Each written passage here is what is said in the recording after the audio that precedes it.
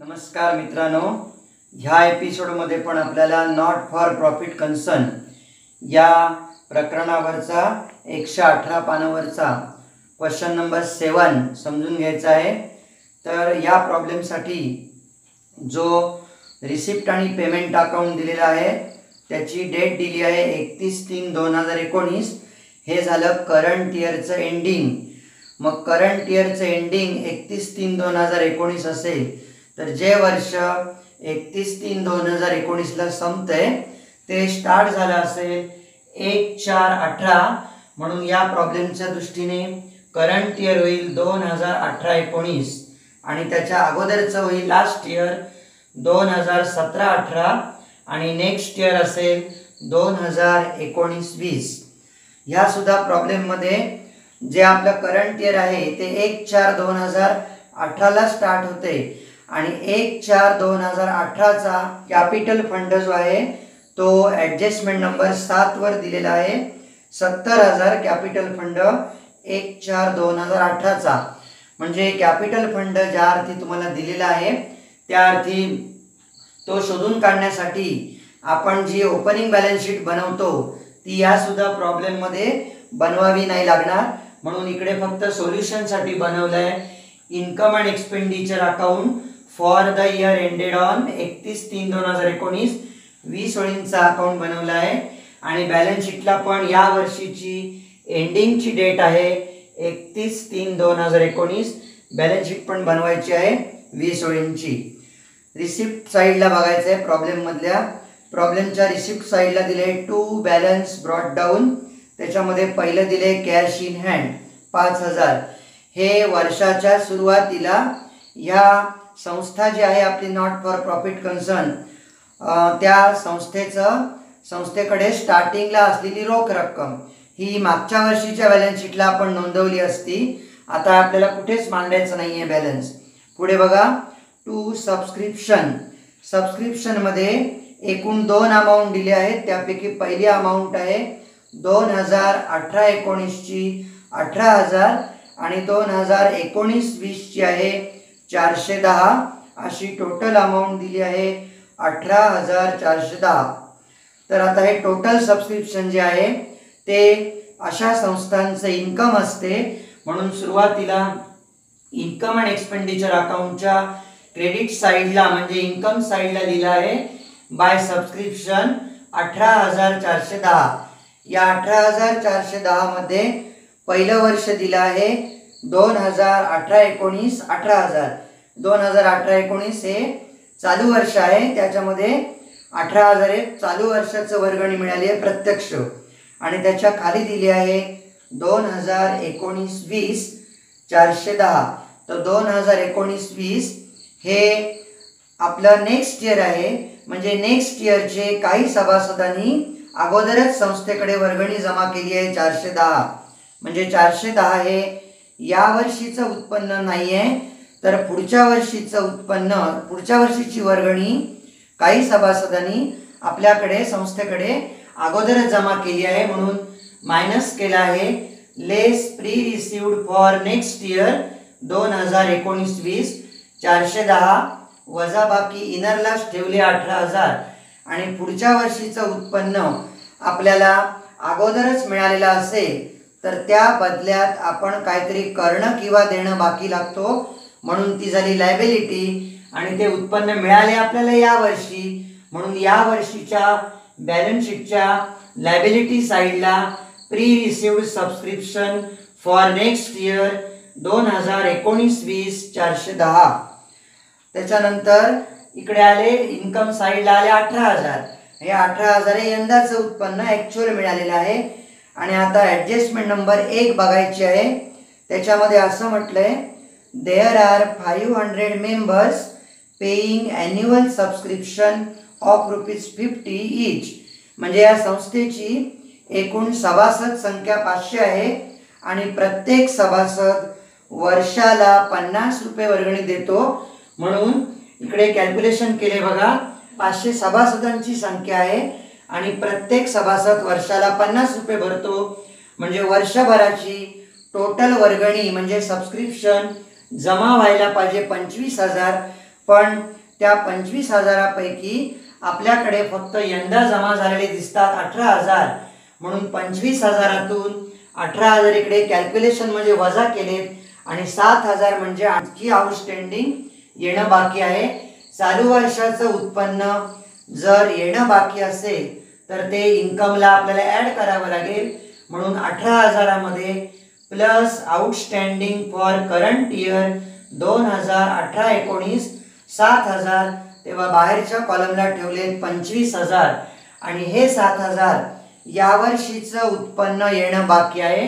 म्हणून या वर्षीच्या बॅलन्स शीटला ॲसेट साईडला आउटस्टँडिंग सबस्क्रिप्शन 7,000. पुढे बघा डोनेशन.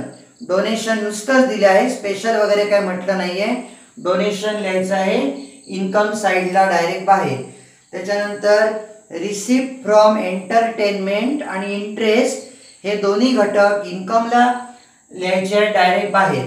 त्याच्या पुढे म्हटलंय एंट्रन्स फीज. एंट्रन्स फीचा अर्थ मागच्या एपिसोडला आपण सांगितलंय.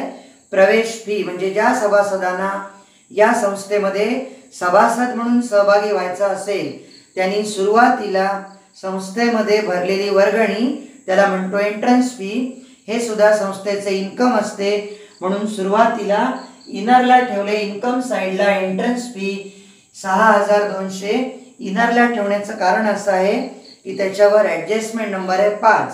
5 नंबर ॲडजस्टमेंटला असं म्हटले की 50% of the entrance fees is to be capitalise. म्हणजे जी एंट्रन्स फी 6,200 मिळालेली आहे त्यापैकी 50% रक्कम तुम्ही भांडवल म्हणून बाजूला काढायची आहे. म्हणून 6,200 मधून लेस केलेत बघा इन्कम साईडला, लेस 50% कॅपिटलायझेशन. 6,200च्या अर्धे 3,100 मायनस केलेत, तेव्हा बाहेरच्या कॉलमला ठेवले 3,100 आणि हे मायनस केलेले 3,100 इकडे बॅलन्स शीटच्या लायबिलिटी साईडला कॅपिटल फंडमध्ये ॲड केले 3,100. हा कॅपिटल फंड आपण 7व्या ॲडजस्टमेंटनुसार इकडे अगोदरच लिहून ठेवला आहे 70,000 आणि त्या 70,000मध्ये एंट्रन्स फी ॲड केली आहे 3,100. पुढे पेमेंट साईड बघा. सॅलरी. सॅलरी हा पेमेंट साईडला असल्यामुळे खर्च आहे, त्याच्यावर ॲडजस्टमेंट नंबर 2 आहे, म्हणून सॅलरी सुरुवातीला लिहिली आहे एक्सपेंडिचर साईडला 6,000 आणि ॲडजस्टमेंट नंबर 2 नुसार 1,200 आउटस्टँडिंग आहे, म्हणजे आणखी देणं बाकी आहे, म्हणून ॲड केलेत 1,200. तेव्हा बाहेरच्या कॉलमला आले 7,200 आणि सॅलरी हा खर्च आउटस्टँडिंग आहे, म्हणून चालू वर्षाची बॅलन्स शीट लायबिलिटी साईडला नोंदवला आहे आउटस्टँडिंग सॅलरीज 1,200. त्याच्या पुढचे जे 4 घटक आहेत entertainment expenses, sundry expenses, electricity charges आणि रेंट, या 4ही घटकांवर कोणतीच ॲडजस्टमेंट नाही आहे आणि ते पेमेंट साईडला दिलेत म्हणजे खर्च आहे, म्हणून 4ही घटक एक्सपेंडिचर साईडला डायरेक्ट बाहेरच्या कॉलमला लिहिले आहेत. पुढे म्हटले इन्व्हेस्टमेंट. इन्व्हेस्टमेंट ही संस्थेची ॲसेट असते, म्हणून इन्व्हेस्टमेंट लिहिली आहे ॲसेट साईडला. इनरला ठेवले आहेत 15,000 कारण त्याच्यावर ॲडजस्टमेंट नंबर 6 आहे. 6 नंबर ॲडजस्टमेंटनुसार त्या गुंतवणुकीवर 5% दराने 6 महिन्याचं व्याज ॲक्रियूड म्हणजे मिळणं बाकी आहे, म्हणून 15,000वर 6 महिन्याचं 5%नी 6 महिन्याचं व्याज काढलंय 375. कोणत्याही गुंतवणुकीवरचं व्याज मिळणं बाकी असणं हे इन्कम आहे, म्हणून ॲसेट साईडला इन्व्हेस्टमेंटमध्ये ॲड केलं अधिक आउटस्टँडिंग इंटरेस्ट फॉर 6 मंथ्स 375. तेव्हा बाहेरच्या कॉलमला लिहिले आहे 15,375 आणि हे 375 उत्पन्न येणं बाकी असल्यामुळे इन्कम साईडला दाखवले outstanding interest on investment direct बाहेरच्या कॉलमला 375. पुढे प्रिंटिंग आणि स्टेशनरी आणि पोस्टेज हे दोन्ही खर्च आहेत, म्हणून एक्सपेंडिचर साईडला नोंदवले डायरेक्ट बाहेरच्या कॉलममध्ये.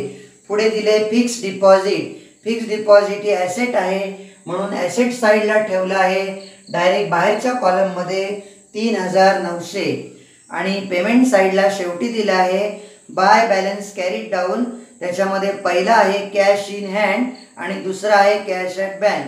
हे दोन्ही बॅलन्स या वर्षीच्या एंडिंगचे बॅलन्स आहेत आणि दोन्ही ॲसेट आहेत. म्हणून या वर्षीच्या बॅलन्स शीटला ॲसेटला ठेवलेत कॅश इन हँड 830 आणि कॅश ॲट बँक 6000, दोन्ही अमाऊंट डायरेक्ट बाहेर. आता उरलेल्या ॲडजस्टमेंटचा विचार केला तर ॲडजस्टमेंट नंबर 3 वर असं म्हटलंय की 1 तारखेला 1/4/2018ला बिल्डिंग आहे 50,000 आणि फर्निचर आहे 15,000. ज्या अर्थी या दोन्ही ॲसेट आपल्याला 1 तारखेला दिसतात त्या अर्थी त्या दोन्ही ॲसेट गेल्या वर्षीच्या असल्या पाहिजेत आणि त्या विक्री न केल्यामुळे आपल्याकडे यावर्षी पण असणार. म्हणून त्याच्यावर सांगितलेल्या टक्केवारीनी डेप्रिसिएशन काढून दाखवायला हवं आहे. तर बिल्डिंग दिली आहे ॲसेटला इनरला 50,000, बिल्डिंगवर 5% डेप्रिसिएशन 2,500 वजा करून बाहेर अमाऊंट 47,500. त्याचप्रमाणे फर्निचर दाखवले ॲसेटला 15,000, त्याच्यावर 10% डेप्रिसिएशन मायनस केलं आहे 1,500. तेव्हा बाहेरच्या कॉलमला अमाऊंट आली 13,500 आणि या दोन्ही ॲसेटवरचं डेप्रिसिएशन म्हणजे लॉस आहे म्हणून लॉस लिहितो आपण एक्सपेंडिचर साईडला. टू डेप्रिसिएशन बिल्डिंगवरचं 2,500, फर्निचरवरचं 1,500 अशी टोटल डेप्रिसिएशन दाखवलं आहे. बाहेरच्या कॉलमला 4,000. आता या प्रॉब्लेममध्ये इन्कम आणि एक्सपेंडिचरचा आपल्याला बॅलन्सिंग करायचं आहे. तर या सुद्धा प्रॉब्लेममध्ये इन्कम साईडचीच बेरीज जास्त आली आहे 40,275. ती दोन्ही साईडला एकाच ओळीत ठेवली आहे आणि त्यातून एक्सपेंडिचरच्या अमाऊंट वजा केल्यानंतर आपल्याला फरक मिळतोय 19,395. इथे पण खर्चापेक्षा उत्पन्न जास्त असल्यामुळे नफा झालाय. मग नफ्याला आपण म्हणतो इथे सरप्लस म्हणून सरप्लस दाखवलाय 19,395 आणि सरप्लस म्हणजे आपला नफा असतो म्हणून सरप्लस आपण कॅपिटल फंडमध्ये ॲड करतो. म्हणून बॅलन्स शीटच्या लायबिलिटी साईडला कॅपिटल फंडामध्ये सरप्लस ॲड करून 19,395 ॲड केल्यानंतर बाहेरच्या कॉलमला आलाय 92,495 आणि बॅलन्स शीटची दोन्ही साईडची टोटल आली आहे 94,105. ज्या काही ॲडजस्टमेंट या प्रॉब्लेममध्ये आहेत त्यांचं विश्लेषण खाली तुम्हाला समजण्यासाठी मराठीतून दिलेलं आहे. जर काही प्रॉब्लेम असेल तर तुम्ही कधीही विचारू शकता.